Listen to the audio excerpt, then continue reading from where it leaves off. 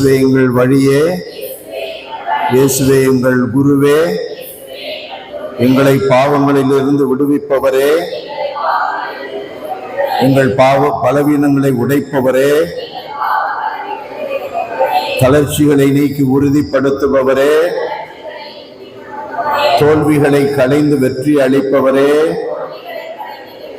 இயேசு ராஜாவே, உம்மை துதிக்கிறோம் ஆண்டவரே, உம்மை போற்றுகிறோம் ஆண்டவரே, உம்மை வாழ்த்தி வணங்குகிறோம் ஆண்டவரே, உமக்கு நன்றி செலுத்துகிறோம் ஆண்டவரே, எங்களை ஒப்புக் கொடுக்கிறோம் ஆண்டவரே. எங்களை கண்காணிக்கின்ற தெய்வமே, எங்களை வழிநடத்துகின்ற தெய்வமே, எங்களை பலப்படுத்துகின்ற தெய்வமே, எங்களுக்கு வாழ்வும் வழியுமாக இருப்பவரே, எங்கள் குடும்பங்களை ஆசீர்வதிப்பவரே, தனிப்பட்ட வாழ்வில் எங்களை உறுதி ஊட்டுபவரே, தனிப்பட்ட வாழ்வில் எங்களை உறுதி ஊட்டுபவரே, உம்மை வாழ்த்தி வணங்குகிறோம், உம்மை வாழ்த்தி ஆராதிக்கிறோம், உம்மை போற்றி புகழுகிறோம். ஹல்லேலூயா, ஹல்லேலூயா, ஹல்லேலூயா. அமர்ந்து கொள்வோம். அன்பானவர்களே, திருப்பாடல் 68 நம்ம பார்க்கிறோம். 5வது வார்த்தை நமக்கு சொல்லுகிறது, திக்கற்ற பிள்ளைகளுக்கு தந்தையாகவும் கணவனை இழந்தாளின் காப்பாளராகவும் இருப்பவர் தூயகத்தில் உரையும் கடவுள். கரங்களை தட்டி ஆண்டவரை மகிமைப்படுத்தும். அன்பானவர்களே, இந்த உலகத்துல காசு பணம் இருந்தா எல்லாத்தையும் சாதிக்கலாம் அப்படின்னு நம்ம நினைக்க முடியாது. ஏன்னா காசு பணம் இருக்கிறவங்க நிறைய பேரை நம்ம பார்க்கிறோம், சிறையில இருக்கிறாங்க, அவர்களுக்கு வழக்கு மன்றத்தில் இருக்கிறது, அவர்களுக்கு ஜாமீன் கிடைக்கல, அவர்கள் எல்லாரும் காரி துப்புறாங்க. பெரிய பெரிய பேச்சாளர் நினைச்சுக்கிட்டு இருக்கிறவங்களாம் ஒண்ணுமே இல்லாம போயிட்டாங்க. வாழ்க்கையில இந்த உலக பிரகாரமாக இருக்கிற சக்திகள் எல்லாம் அவர்களை உறுதிப்படுத்துவதாக நினைப்பு இருக்கலாம். ஆனா இந்த உலகத்துல கடவுள் யாரோட இருக்கிறாரு? திக்கற்றவர்களோக இருக்கிறார். கரங்களை தட்டி ஆண்டவரை மகிமைப்படுத்தும். தேவையான காசு இல்லை. யாரு திக்கற்றவர்கள்? தேவையான காசு இல்லை, தேவையான துணை இல்லை, தேவையான பலம் இல்லை, தேவையான செல்வாக்கு இல்லை, வாழ்க்கையில தனிமையாக இருக்கிறேன், நான் கொஞ்சம் பேராக இருக்கிறோம், எங்க குடும்பம் நலிவடைந்த குடும்பம், எங்கள் குடும்பத்துல பெரியவர்கள் மத்தியில எண்ணப்படுகிற குடும்பங்கள் இல்லை. அந்த மாதிரி எல்லாம் இருக்கிற சூழ்நிலையில நாம் தான் திக்கற்றவர்களாக இருக்கிறோம். திக்கற்றவர்களுக்கு ஆண்டவர் தந்தையாக இருக்கிறார். Praise the Lord. Hallelujah, hallelujah. அன்பானவர்களே, நம்முடைய வாழ்க்கையில தனித்திருப்போருக்கு கடவுள் உறைவிடம் அமைத்து தருகின்றார். Praise the Lord. ஹல்லேலூயா.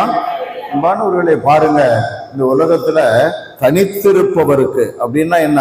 மற்ற மனிதர்களை கைவிட்டுட்டாங்க, காசு பணம் அவர்களுக்கு தேவையான அளவு கிடைக்கல, சரியான வேலை வாய்ப்பு இல்லை, எதிர்பார்த்த மாதிரி வெற்றி கிடைக்கல. அப்ப தனித்திருப்பவர்கள் அவர்கள் தான் அபலைகள் அப்படின்னு சொல்றோம் இல்லையா? தனியாக கைவிடப்பட்டவர்கள். பைபிள் என்ன சொல்லுது? கைவிடப்பட்டவருக்கு, திக்கற்றவர்களுக்கு, அதான் தனித்திருப்போருக்கு அவர் கடவுளாக இருக்கிறார். வாழ்க்கையில் உறைவிடத்தை அமைத்து தருகிறார். Praise the Lord. ஹல்லேலூயா. எத்தனை பேர் என்கிட்ட வர்றாங்க, ஜபிக்க வர்றவங்கள ஒரு சில பேர் நல்ல காரில் வந்து இறங்குறாங்க. ஃபாதர், எங்களுக்கு வீடு, சொந்த வீடு இல்லை ஃபாதர், இன்னொருத்தர் வீட்டில் தான் நாங்கள் வாழ்ந்துக்கிட்டு இருந்தோம், எங்கள் அப்பா இறந்துட்டாரு, வயசாகி இறந்துட்டாரு, அந்த துக்கம் தாளாங்க என் அம்மா தூக்கு போட்டுக்கிட்டாங்க. இதெல்லாம் நடந்த நிகழ்ச்சியை சொல்கிறோம். தூக்கு போட்டுக்கிட்டாங்க ஃபாதர், நிர்கதி ஆகிட்டோம், வீடு எங்களுடைய வீடு இல்லை, அப்பா அம்மா சம்பாதிச்ச வீடு இல்லை, அப்பா தான் சம்பாதிச்சுக்கிட்டு இருந்தாரு, நாங்கள்லாம் இன்னும் கல்யாணம் பண்ணலை, இப்படியே இருக்கிறோம் ஃபாதர், எங்களுக்கு சொந்த வீடு இல்லை. ஆனால் கடவுள் என்ன சொல்றார் பாருங்க, தனித்திருப்போருக்கு கடவுள் உறைவிடம் அமைத்து தருகிறார். Praise the Lord. Hallelujah, hallelujah. அன்பானவர்களே, நம்முடைய வாழ்க்கையில நமக்குன்னு ஒரு கடவுள் இருக்கிறாரு. யாருக்கு? தனித்திருப்பவர்களுக்கு, கைவிடப்பட்டவர்களுக்கு, தவிப்பவர்களுக்கு, பாழ்வழி அனுபவத்தை பெறுகிறவர்களுக்கு. 43:19 ஏசாயாவில் நம்ம வாசிப்போம், பாழ்வழியில் கடவுள் உனக்கு புது செயல் ஒன்றை செய்கிறார், உனக்காக பாழ்வழியில் பாதை அமைத்திருக்கிறார். Price the Lord. ஹல்லேலூயா.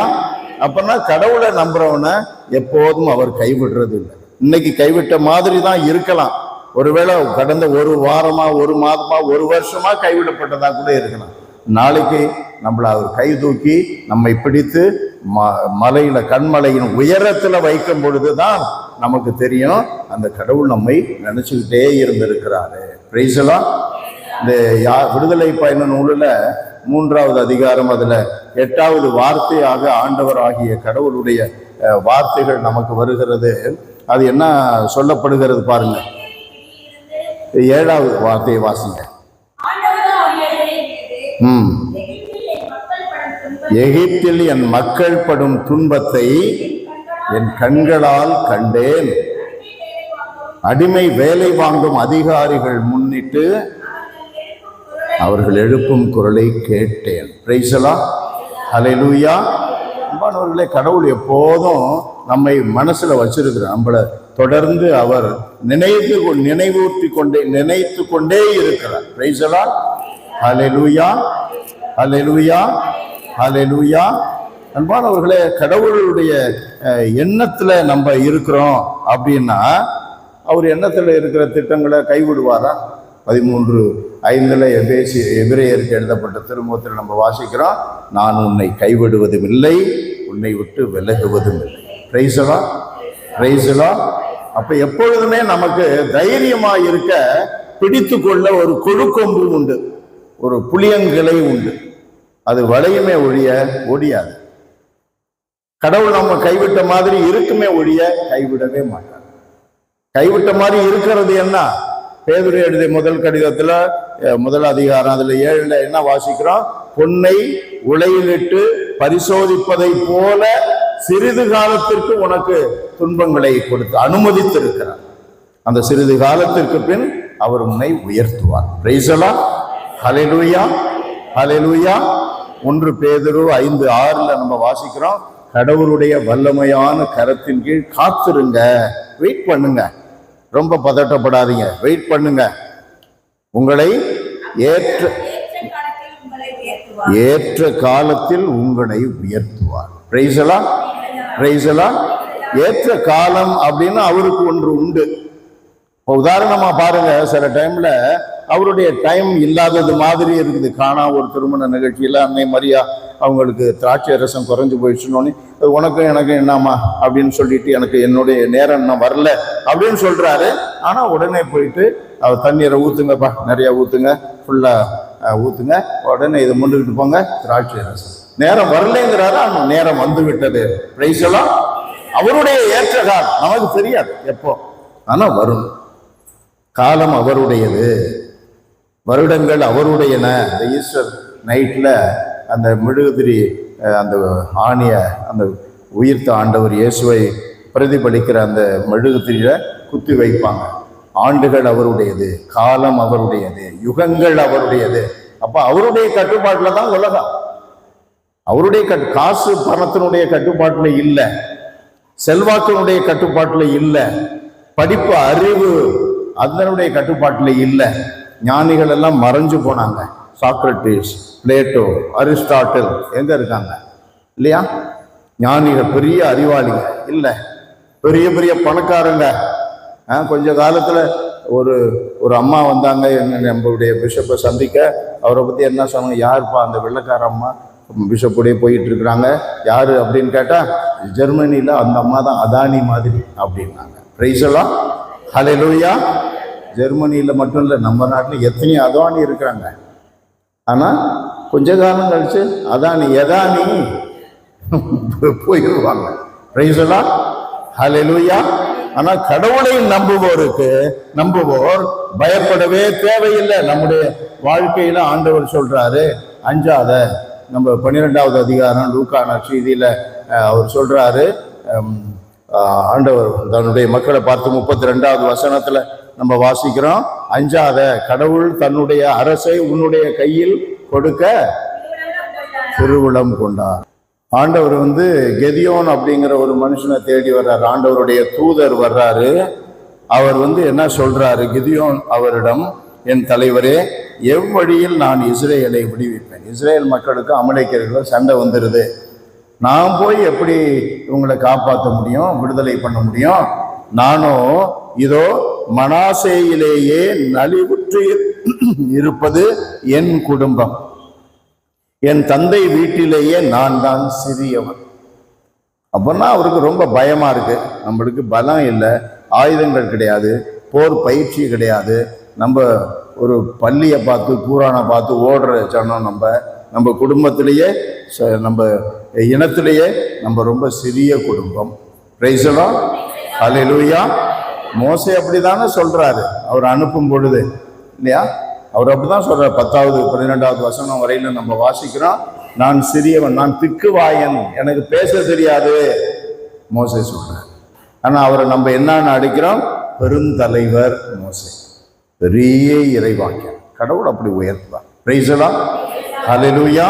அப்ப நம்முடைய வாழ்க்கையில வரலாற்று நம்ம புரட்டி பார்த்தோம்னா, சாதாரண வரலாறு அல்லது மறைநூல் வரலாறு, வேத வரலாறு நம்ம புரட்டி பார்த்தா, சின்னவன், சிறியவன், திக்குவாயன், ஒண்ணு முடியாதவன், பயந்த சுவாபம் உள்ளவன் அப்படின்னு இருந்தவர்கள் எல்லாம் கடவுளை நம்பிய வேளையில அவர்களுக்கு பெரிய ஒரு வாய்ப்பு, வாசல் திறந்தே இருந்து கரங்களை தட்டி ஆண்டவரை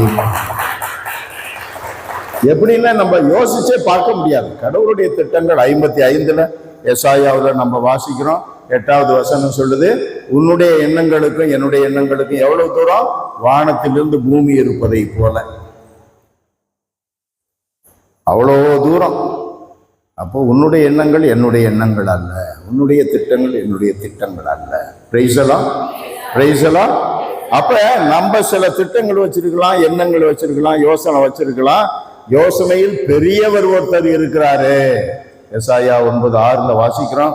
யோசனையில் பெரியவர், சமாதானத்தின் அரசர், இல்லையா? பெரிய ஆளு. அவர் யாரு? நம்முடைய தகப்பன், நம்முடைய மீட்பர், நம்முடைய சகோதரன், நம்ம வீட்டுல நம்மளோட இருக்கிறவரு. நம்ம தனியா நம்ம மட்டும் இருக்கிறதா நினைச்சுட்டு இருக்கிறோம். அவர் உட்கார்ந்து நம்மளை வழி நடத்திட்டு இருக்கிறாரு. பிரைஸ் தி லார்ட், ஹல்லேலூயா, ஹல்லேலூயா. அப்ப நம்ம எப்பொழுதுமே வாழ்க்கையில பயப்படவே தேவையில்லை. இந்த பாடல் புத்தகத்துல ஆண்டவரே என் ஒளியாகும், அந்த பாடலை எடுத்துக்கொள்வோம். அந்த பாடலை எடுத்துக்கொள்வோம். ஆண்டவரே என் ஒளியாகும் 32வது பாடல் ரொம்ப அருமையான சிந்தனையை நமக்கு கொடுக்கக்கூடிய ஒரு பாடல். ஆண்டவர் என்ன சொல்றாரு பாருங்க. ஆண்டவர் எப்படி நம்மளை காப்பாத்துறாருன்னா, அவர் தான் கேடயம். 27வது திருப்பாடல்ல நம்ம வாசிக்கலாம். அவர் தான் கேடயம், அவர் தான் அரண், அவர் தான் என் கோட்டை, இல்ல? அப்ப அவரை நம்ம பற்றி கொள்ளும் பொழுது அவர் தான் நமக்கு வாழ்வு. அப்படிங்கும் பொழுது நம்முடைய வாழ்க்கையில எதற்கு அஞ்சி கொண்டு இருக்க தேவையில்லை. அஞ்சி இருக்க தேவையில்லாத ஒரு நிலை நமக்கு ஏற்படுகிறது. இன்றைய நற்செய்தி வாசகத்தை நம்ம சிந்தனைக்கு எடுத்துக்கொள்ளலாம். இன்றைய நற்செய்தி வாசகம் மார்க் நற்செய்தி 2வது அதிகாரம் 1லிருந்து 12 வரையிலும். மார்க் நற்செய்தி 2வது அதிகாரம் 1லிருந்து 12 வரையிலும். சில நாள்களுக்கு பின் இயேசு மீண்டும் கப்பர்நகூமுக்கு சென்றார். நம்ம ஆண்டவர் இயேசு ஒவ்வொரு ஊரா போறார். எங்கெல்லாம் முதலில் இந்த சீடர்களுடைய உறவுகள் இருக்கிறாங்களோ அங்கெல்லாம் போறார். எங்கெல்லாம் சீடர்கள் அவருக்குன்னு திட்டமிட்டு இருக்கிறார்களோ அந்த இடத்துக்கு போவார். எங்க பாவிகள் இருக்கிறாங்களோ, எங்க ஆயக்காரர்கள் இருக்கிறாங்களோ அந்த ஊருக்கு போவார். பிரைஸ் தி லார்ட், ஹல்லேலூயா. எப்பொழுதும் அவர் அமைதியாகவே இருப்பதில்லை.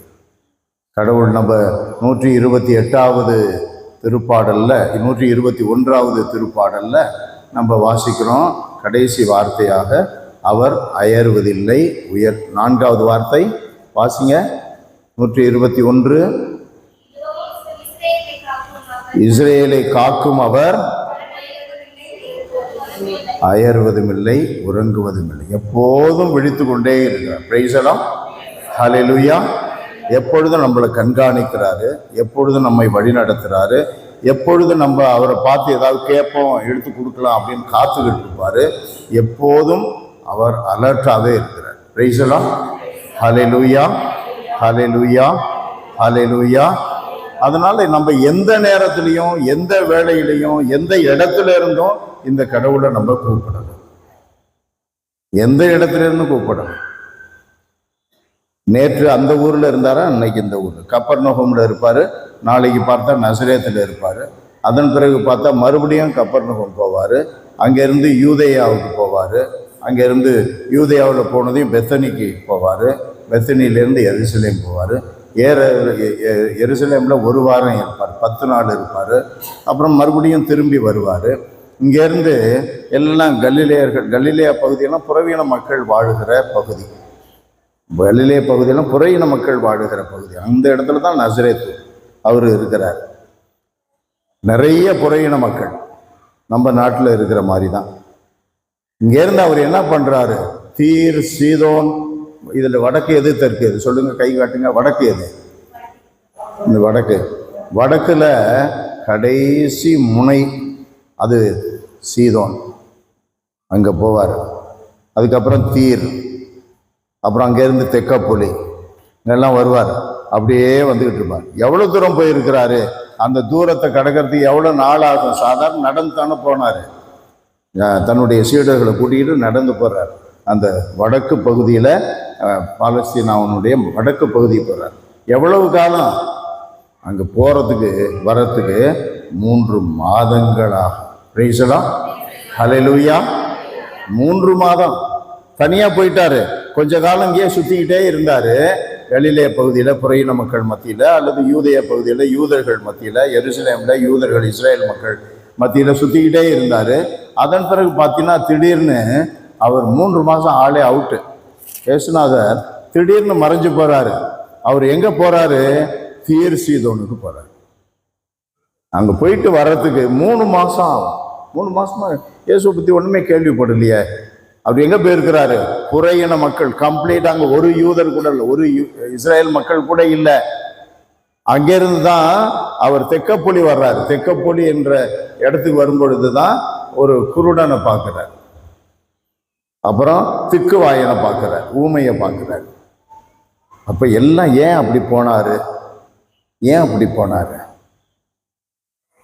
கொஞ்சம் அமைதியா யூதேயாவில் இருந்தா, இஸ்ரேல் ஜனங்கள் மத்தியில இருந்தா தேடி தேடி வந்துகிட்டே இருக்காங்க. இவரை பத்தி எல்லாம் கேள்விப்பட்டவங்க, புதுமைகள் எல்லாம் பார்த்தவங்க. ஆகையினால ஒரு தூரமா போறாரு. யாரை கூட்டிக்கிட்டு? இந்த 12 அப்போஸ்தலர் திருத்தூதர்களை கூட்டிக்கிட்டு போறாரு. போகும்போது வரும்போது அங்க ஒரு இடத்துல உட்கார்ந்து இருக்கும்போது எல்லா வேலைகளையும் இவங்களுக்கு தனியா போதனை. பிரைஸ்லாம், தனியா போதனை. அப்போ ஒரு ஊருக்கு வர்றாரு அப்படின்னா அங்க ஒரு சிறப்பு போதனை இருக்கும். ஒரு வீட்டுக்கு வர்றாருன்னா அந்த வீட்டுக்கு சிறப்பு ஆசிரியர் இருக்கும். இந்த இன்றைய நற்செய்தியில நம்ம பார்த்தாக்க, மார்க் நற்செய்தி 2வது அதிகாரம் 1 வசனம், கப்பர்நகூமுக்கு சென்றார். அவர் வீட்டில் இருக்கிறார். கப்பர்நகூம் இஸ்ரேல் மக்கள் வாழுகின்ற பகுதி. கப்பர்நகூம் பேதுருனுடைய மாமியார் வீடு இருக்கிற ஊர் இல்லையா? அப்ப கப்பர்நகூமில் அவர் ஒரு வீட்டில் இருக்கிறார் என்னும் செய்தி பரவிற்று. பலர் வந்து கூடவே வீட்டு வாயில் அருகிலும் இடமில்லாமல் போயிற்று. பிரைஸ்லாம், ஹல்லேலூயா. நம்மளுக்கு கவனத்தில் வைக்க வேண்டிய ஒரு கருத்து என்ன? ஒரு ஊருக்கு போறாரு, ஒரு வீட்டுக்கு போறாரு. முதல்ல இயேசு உண்டாக்கிய திருச்சபை இருக்கிற, அது உலகளாவிய திருச்சபை இல்லை. உலகளாவிய திருச்சபை பெந்தெகோஸ்து பரிசுத்த ஆவியானவர் வந்த பின்பு. அதற்கு முன்னாலே என்ன, இஸ்ரேல் மக்கள் மத்தியில கொஞ்சம் மற்ற சமாரியர்கள், மற்ற புறவினர்கள், மதத்தினர், புறவின மக்கள் இருக்கிற இடத்துல கொஞ்சம் பரவுச்சு. அதற்கு முன்னால அவர் எங்க இருந்தாரு? ஹோம் சர்ச்சஸ், வீட்டு திருச்சபை. ஒவ்வொரு வீட்டுக்கு போறார். இப்போ பெத்தனி போகும்போது பார்த்தீங்கன்னா, எருசலேம்ல இருந்து 3 கிலோமீட்டர் பெத்தனிக்கு. அங்கே பார்த்தீங்கன்னா அவர் என்ன செய்கிறாரு? லூக்கா நற்செய்தியில் 10வது அதிகாரம் 41, 42 அதில் என்ன, மார்த்தா இயேசுவை தன்னுடைய வீட்டிற்கு வரவேற்றார். நல்ல பங்கை தேர்ந்து கொண்டார். அதுதான் மார்த்தா, மரியா நல்ல பங்கை தேர்ந்து கொண்டாருங்கிற அந்த வார்த்தை தான் ஆண்டவர் அந்த இடத்துல அடிக்கோடிட்டு நமக்கு கற்றுக் கொடுக்கிறப்பார். அதற்கு முன்னால் பார்த்தா மார்த்தா இயேசுவை தன்னுடைய வீட்டிற்கு வரவேற்றார். பிரைஸ்லாம், ஹல்லேலூயா. 19 லூக்கான செய்தியில் பார்க்கிறோம் 4வது வார்த்தை. அதுல சக்கேயு அப்படிங்கிறவன் மகிழ்ச்சியோடு இயேசுவை தன் வீட்டிற்குள்ள அழைச்சிக்கிட்டு போறான். பிரைஸ் தி லார்ட், ஹல்லேலூயா. இந்த 2வது அதிகாரத்திலேயே பார்த்தீங்கன்னா 13வது வசனத்துல அவர் ஒரு வீட்டிற்கு வர்றார். அந்த வீட்டிலிருந்து அவர் வெளியே சென்ற பொழுது அல்பேயுவின் மகன் லேவி சுங்கச்சாவடியில் அமர்ந்ததை கண்டார். அவர் பின்பற்றி வா என்றார். அவருடைய வீட்டில் ஒரு விருந்து வைத்தார். பிரைஸ் தி லார்ட், ஹல்லேலூயா. ஒவ்வொரு வீட்டுக்கு போவார். நீங்கள் 7வது அதிகாரம் லூக்கான நற்செய்தியில் பார்த்தீங்கன்னா 36 50 வரணும் இருக்கிற ஒரு பகுதி. அதுல பாருங்க, அவர் வீட்டுக்கு போறார். சிமியோன் வீடு, சிமியோன் தொழுநோயாளி, சைமன் தி லெப்பர், அந்த வீட்டுக்கு போறார். அப்ப பாருங்க, ஒவ்வொரு வீட்டுக்குள்ள போய் பல மணி நேரம் அவர் செலவு பண்றார். ஹோம் சர்ச்சஸ் தான் அவர் முதல்ல உருவாக்கின சர்ச், திருச்சபை. பிரைஸ் தி லார்ட், ஹல்லேலூயா. இப்போ நம்ம கவனத்தில் வைக்க வேண்டியது, அந்த வீட்டுக்கு போனாரு, அந்த வீட்டுக்கு போனாரு. இயேசு நம்ம வீட்டுக்கு வந்திருக்கிறாரா? நம்ம வீட்டுக்கு வந்திருக்கிறாரா? நம்ம யோசிக்கணும். சாமி படம் வச்சிருக்கலாம், ஜெபமாலை தொங்கலாம், பைபிள் வச்சிருக்கலாம், அகல் விளக்கு, அணையா விளக்கெல்லாம் வச்சிருக்கலாம். இயேசு நம்ம வீட்டுக்கு வந்தாரா? நம்ம வீட்டில் இயேசு இருக்கிறாரா? பிரைஸ் தி லார்ட், ஹல்லேலூயா. அந்த எண்ணத்துக்கு நம்ம வரணும். இருக்கிறதுக்கு என்ன செய்யணும்? இப்போ உதாரணமா குடியாத்தம் நான் வர விரும்புகிறேன். என்ன செய்யணும்? அதுக்கு நான் என்ன செய்யணும்? நான் ஒன்றும் செய்ய முடியாது. அந்த சாமியாரை கூப்பிட்டாதான் இல்லை. பிரைஸ் தி லார்ட், ஹல்லேலூயா. நீங்கள்லாம் ஃபாதர் வாங்க, ஃபாதர் குடியாத்துக்கு வாங்க ஃபாதர். என்ன ஃபாதர் வர மாட்டீங்க? சொல்லலாம், வரேன். ஆனா என்னை யார் கூப்பிட்டா உடனே புறப்படுவேன்? ஃபாதர் கூப்பிட்டாதான். அது அவருடைய வீடு. அந்த வீட்டில் நீங்கள் எல்லாம் குடும்பத்தின் பிள்ளைகள். பிரைஸ் தி லார்ட், ஹல்லேலூயா. அவர் கூப்பிட்டாதான் போக முடியும். அப்ப அவர் என்னை கூப்பிடணும் இல்லையா? அவர் என்னை கூப்பிட்டாகணும். அப்ப நம்முடைய குடும்பத்துல இயேசு வந்து தங்கணும். அந்த வீடு அவருடைய வீடா இருக்கணும். ஹோம் சர்ச்சா இருக்கணும். வீட்டு திருச்சபையா இருக்கணும். இயேசுனுடைய திருச்சபையா இருக்கணும். நம்ம வீட்டில் இயேசு இருக்கிறாருன்னு உறுதிப்படுத்தணும். அப்படின்னா நம்ம கூப்பிடணும். பிரைஸ் தி லார்ட், ஹல்லேலூயா. இயேசுவே வாங்க. ஜெபம் சொல்றது தான் அவரை கூப்பிடுறது. குடும்ப ஜெபம் தான் அவரை கூப்பிடுறது. பைபிள் சேர்ந்து கணவன் மனைவி பிள்ளைங்க, தாய் தகப்பன் பிள்ளைங்க சேர்ந்து வாசிக்கிறது தான் அவரை கூப்பிடுறது. கூப்பிட்டா என்ன பண்ணுவாரு? உடனே வந்து நீங்க வாசிக்கிறீங்களா? என்ன சொல்றாரு? என்ன நடக்குது? வாசிக்கும் பொழுது அவர் உங்களோட பேசுறாரு. கரங்களை தட்டி ஆண்டவரை மகிமை. அவர் நம்மோடு பேசுறாரு. அவர் கூப்பிட்டா வந்து உடனே போதனை ஆரம்பிச்சிடுவார் இல்ல? அவர் கூப்பிட்டா உடனே வந்து பேச ஆரம்பிச்சிடுவார். பிரைஸ் தி லார்ட், ஹல்லேலூயா. அப்ப அவர் அதை தான் முதல்ல செய்யறாரு. ஒரு வீட்டுக்கு போறாரு, பலர் வந்து கூடவே அவர் போதிக்கிறார். இறை வார்த்தையை எடுத்துரைத்து கொண்டிருந்தார். அப்போ வர்றவங்க எல்லாமா நல்ல வசதியானவங்க, அல்லது நடுத்தர குடும்பத்தை சேர்ந்தவங்க, அல்லது ஏதோ கைக்கும் வாய்க்குமாவது எட்டுது, அப்படி ஏதோ சாப்பாட்டுக்கு இருக்கு, துணிமணிக்கு இருக்கு அப்படிங்கிறவங்க.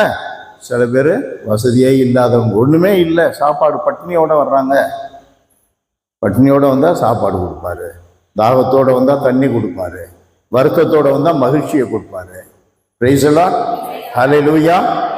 ஆமா, வீட்டில் இப்போ உதாரணமா குடும்பத்துல இருக்கிறவங்க வெளியில போய் வேலை செய்யறாங்க, ரொம்ப டயர்டு, ரொம்ப டார்ச்சரா இருக்கு. அந்த முதலாளி ரொம்ப டார்ச்சர் பண்றாரு. இந்த வீட்டுக்காரன் கொடுமையா நடத்துறான், என்னை புரிஞ்சிக்கவே மாட்டான், என்ன சொன்னாலும் புரிஞ்சிக்க மாட்டான், அக்கிரமம் பண்றான், கொள்ளை அடிக்கிறான், அதெல்லாம் ஏன் மேல போட பார்க்கறான், பழி தீர்த்துக்கிறான். அப்படின்னெல்லாம் நம்ம வெளியில இருக்கலாம். வீட்டுக்கு வந்தா ஒரு அமைதி இருக்கு, ஒரு மகிழ்ச்சி இருக்கு. அந்த ஜெபிக்கிற வீட்டில், நான் சொல்றது இயேசு இருக்கிற வீட்டில் ஒரு மகிழ்ச்சி இருக்கு, ஒரு அமைதி இருக்கு இல்லையா, ஒரு நம்பிக்கை இருக்கு. காரணம் என்ன? அந்த வீடு ஜெபிக்கிற வீடு, பைபிள் வாசிக்கிற வீடு, குடும்பமா உட்கார்ந்து குடும்ப ஜெபம் சொல்ற வீடு, ஆண்டவரை அழைத்து கொண்டே இருக்கிற வீடு. அப்ப அந்த வீட்டில் இயேசு இருக்கிறார். இயேசு இருக்கிற இடத்துக்கு வந்தாக்க அமைதி இல்லையா? பிரைஸ் தி லார்ட், ஹல்லேலூயா. இப்ப மார்க் நற்செய்தியிலே நம்ம வாசிக்கலாம். 4வது அதிகாரத்தில் அவர் கப்பலில் போய்கிட்டு இருப்பாரு. நான் தப்பா சொல்லிட்டேன், கரெக்ட் தான். 4வது அதிகாரம், அதில் பார்த்தீங்கன்னா 35லேருந்து நம்ம 41 வரையிலும் வாசிக்கிறோம். அன்றைக்கு மாலை நேரம் அவர் மாலை நேரம் என்றார்.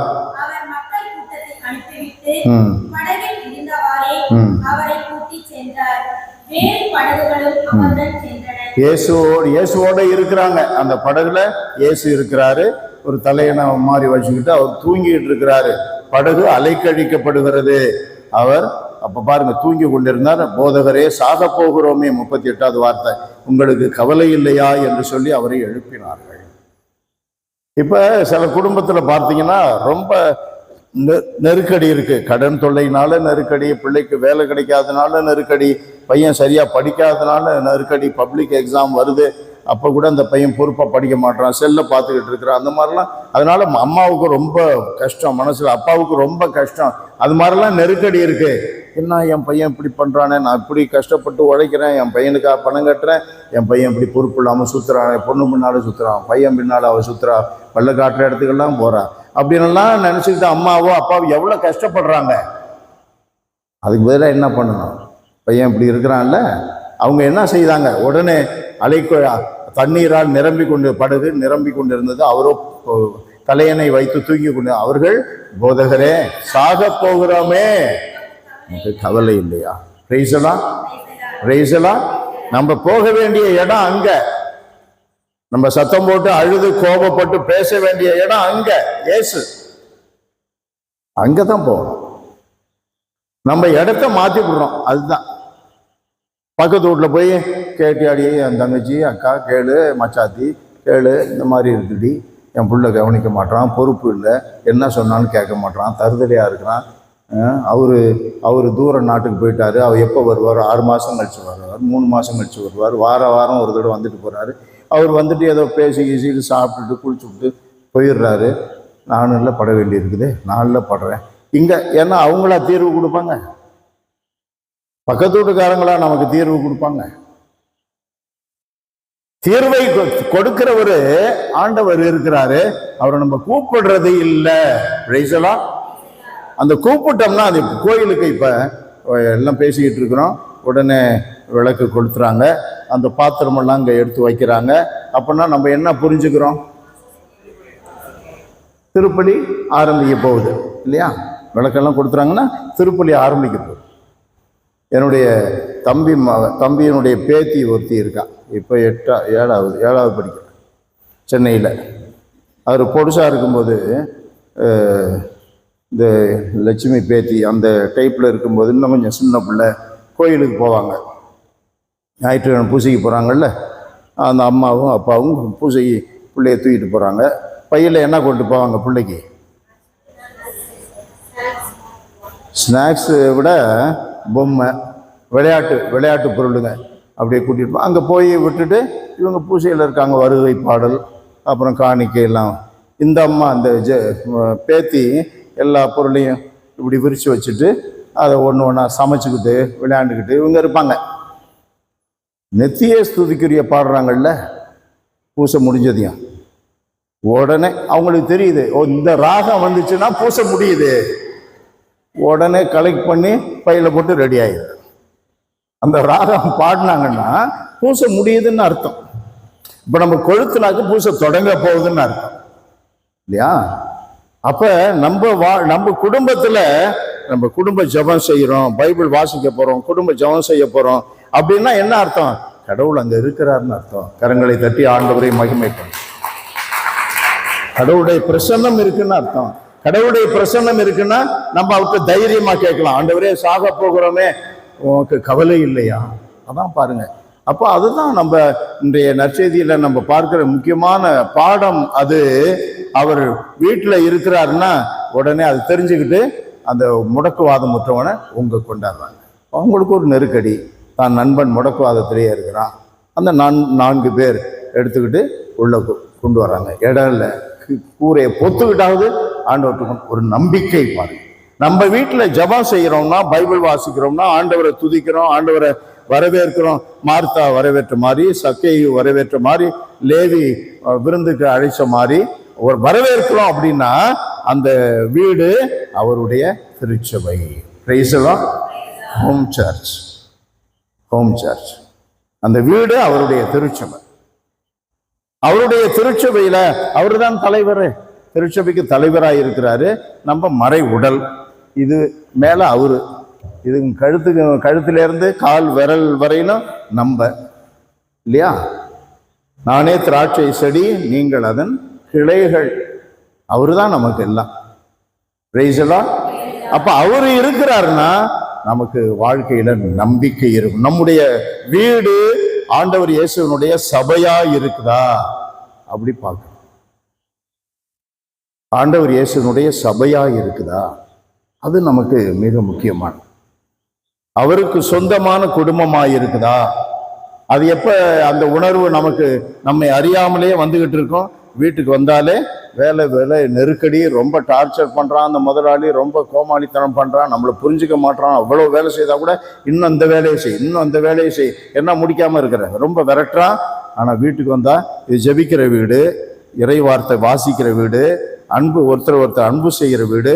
அப்ப இயேசு அங்க இருக்கிறாரு. வீட்டுக்கு வந்தா அமைதி இருக்கும். பிரைஸ் ஹல்லேலூயா. நம்ம சர்ச்சுக்கு எங்கமோ பேசிக்கிட்டு வர்றோம், சிரிச்சுக்கிட்டு வர்றோம், கோயிலுக்குள்ள வந்தா அமைதி இருக்கு. பாத்தீங்களா? நம்ம அறியாமல் ஏன் காரணம் என்ன? நற்கருணை இருக்க இடத்துல பேசக்கூடாது, அந்த அமைதி இல்லை. அது சொல்றதுனால வர்ற அமைதி, கடவுள் அங்க இருக்கிறதுனால வர்ற அமைதி. பிரைஸ் ஹல்லேலூயா. அந்த அமைதி. அப்ப வீட்டுல அந்த சந்தோஷம் நம்ம குடியாத்தம் கோயில்ல, மற்ற எல்லா கோயில்லையும் அப்படிதான், உலகம் பூரா அப்படித்தான். பூசை முடிஞ்சு ஃபாதர் சொல்லுவார், நற்கருணை இருக்க கோயில் சத்தம் போடாதீங்க, என்ன வீட்டில் பேசுகிற மாதிரி பேசிட்டு போறீங்க, சத்தம் போடாதீங்க. அந்த பூசை முடிஞ்ச உடனே அவங்கள அப்படியெல்லாம் கொண்டாடல, சொல்லலைன்னா ஐயோயோ அப்படியே பயங்கர சிரிப்பு, பயங்கர. அது ஒரு வகையில அதை ஆய்ந்து பார்த்தோம்னா கடவுள் இருக்கிறதுனால தான் அந்த மகிழ்ச்சி. நட்புடன் உறவாடுறாங்க, நட்புடன் உறவாடினா அங்க இயேசு இருக்கிறாரு. பிரைஸ் எல்லாம் எங்கக்கா உன்னை காணா, போன வாரம்லாம் காணுமே, எனக்கு கூட வந்து பார்க்கணும்னு நினைச்சேன். பயங்கர சந்தோஷம். அக்கா வந்துட்டாங்க, நம்ம மச்சாத்தி வந்துட்டான், தங்கச்சி வந்துட்டா, மாமன் வந்துட்டான். சந்தோஷம் எங்க இருக்கும்? கடவுள் இருக்கிற இடத்துல. அப்ப வீட்டுல அவன் கஷ்டப்படுற வீட்டுக்கு வந்துட்டான்னா அங்க மகிழ்ச்சி இருக்கும். பிரைஸ் எல்லாம் அமைதி இருக்கும். பிரைஸ் எல்லாம் நம்பிக்கை இருக்கும். பிரைஸ் எல்லாம். அப்ப இயேசு முதல்ல உருவாக்குனது வீட்டு திருச்சபை. அப்ப நம்ம வீடு இயேசுனுடைய திருச்சபையாக இருக்குதா அப்படின்னு நம்ம யோசிக்கணும். இப்ப நம்ம என்ன சொல்றோம், மற்றவங்க பெந்தகோஸ்துக்கார மாதிரி நம்ம சபைன்னு வார்த்தை பயன்படுத்துறது இல்லை. ஆனா சூழ்நிலைகள் வரும்பொழுது அவங்களாம் கிறிஸ்தவங்கள நம்ம சபை ஃபாதர், பாத்தீங்களா சொல்றோம்ல, நம்ம சபை ஃபாதர். அப்படின்னா என்ன அர்த்தம்? நமக்குள்ள அந்த குடும்ப உணர்வு இருக்கு. ஏன்னா இயேசு அங்க இருக்கிறாரு, ஒரு குடும்பம் தான். இயேசு இருக்கிற மகிழ்ச்சி. அப்ப இயேசு அதைத்தான் உருவாக்குகிறார். அப்படி உருவாக்குகிற இடத்துல தான் தேடி வருவாங்க. சாப்பாடு இல்லையா வருவாங்க, பேய் பிடிச்சிச்சா பிள்ளைக்கு 15வது அதிகாரம் 26 இருந்து பார்க்கிறோம். மத்தேயு நற்செய்தியில பிள்ளைக்கு பேய் பிடிச்சிச்சா இயேசுவை தேடி வருவாங்க. திமிர் குருடனா, பார்வை தெரியாதவனா இயேசுவை தேடி வருவான். பர்த்திமேயு வர்றான் இல்லையா, அது 10வது அதிகாரம், அது தேடி வருவான். அது மாதிரி எங்க பார்த்தாலும் அந்த மாதிரி இருக்கிற இடத்துல தான் இயேசுவை தேடி வருவாங்க. அந்த மாதிரி குடும்பத்துக்கு தான், அக்கா நான் இப்படி கஷ்டப்படுறேன், ஊர்ல இருக்கிறாங்க, அது தீர்வு கொடுப்பாங்க அப்படிங்கிறது இல்லை. அவங்க தீர்வு கொடுக்க மாட்டாங்க. இவங்க கடவுளோட இருக்கிற அக்கா, கடவுளோட இருக்கிற அண்ணன். அப்ப அவர்கிட்ட வந்தா நல்ல யோசனையில் பெரியவர் அவரோட அடிக்கடி பேசுறாரு. அப்ப அவர் சொல்லுவாரு, இப்படி செய்ய, வேளாங்கண்ணிக்கு போ, அந்தோணி ஆற்ற போ, இல்லை திருப்பலிக்கு 9 திருப்பலி பொங்கடு, டெய்லி ஜெபமாலை சொல்ல, கவலைப்படாத. நானும் கூட அப்படிதான் இருந்தேன், ஜெபமாலை சொல்ல ஆரம்பிச்சேன், நற்கருணை சந்திக்க ஆரம்பிச்சேன், என்னுடைய வீட்டுல நம்பிக்கை வந்துருச்சு. பிரைஸ் எல்லாம் ஹல்லேலூயா. அப்ப அதுதான். அப்ப என்ன பண்றாங்க, முடக்குவாதம் உற்ற ஒருவரை அவர்கள் 4 சுமந்து இயேசுவிடம் கொண்டு வந்தனர். பிரைஸ் எல்லாம், பிரைஸ் எல்லாம். நம்முடைய வாழ்க்கையில எந்த முடக்குவாதம்னாலும் சரி, ஆணவம் ஒரு முடக்குவாதம் தான், சுயநலம் ஒரு முடக்குவாதம் தான், பொறாமை பொருணி ஒரு முடக்குவாதம் தான், இல்லையா, மரியாதை இல்லாமல் நடக்கிறது, கீழ்ப்படியாமல் இருக்கிறதுலாம் முடக்குவாதம் தான். குணப்படுத்துறவர் அவர்கிட்ட தான் நம்ம போகணும், அவர்கிட்ட தான் நம்ம போகணும். அப்ப இயேசுகிட்ட போனோம்னா அவர் மருத்துவர்கள்லாம் மருத்துவர், நான் என்னை பற்றி சொல்லியிருக்கிறேன். என்னுடைய அண்ணன் சாமியாருக்கு படித்தாங்க, என் தம்பி இவன் இங்கே மாதனூரில் இருக்கிறவன் சாமியாருக்கு படித்தான். எல்லாம் சாமியார் ஆகிறதுக்கு 2 வருஷத்துக்கு முன்னால் வீட்டுக்கு வந்துட்டான். தம்பி அதே காரணத்தையாக பாதி படிப்பை முடிச்சுட்டு வீட்டுக்கு வந்துட்டான். அவங்க 2 பேரும் பயங்கர கிளவர், ஜீனியஸ்ன்னு சொல்கிறாங்கல்ல, அது மாதிரி. இது ஜீனியஸ் இல்லை, இது ஜூனியஸ், ஒன்றுமே கிடையாது, புண்ணாக்கு. ஆனால் கடவுள் என்ன பண்ணார்? இவனை தான் சாமியார் ஆக்கிறார்.